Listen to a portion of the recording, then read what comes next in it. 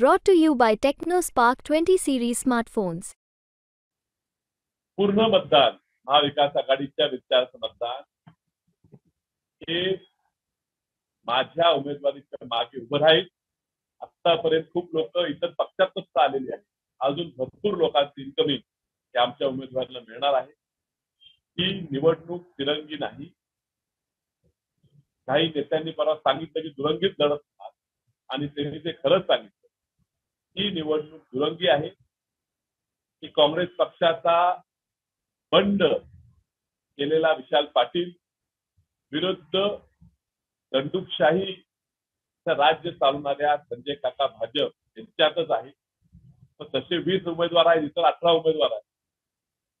त्या 18 उमेदवार ह्या स्पर्धेत नाहीत आणि मला विश्वास वाटतो या पद्धतीनं सांगलीकरांना ह्या ठिकाणी कळलेलं आहे की सक्षम उमेदवार येऊ नये. भाजपची उमेदवारी सोपी जावी ह्यासाठी जो डाव षडयंत्र रचला आहे तो सगळ्या सांगलीने बघितला, महाराष्ट्राने बघितला, किंवा देशाने बघितला. मला उमेदवारी मिळू नये, पक्षाला उमेदवारी मिळू नये, माझी उमेदवारी राहू नये.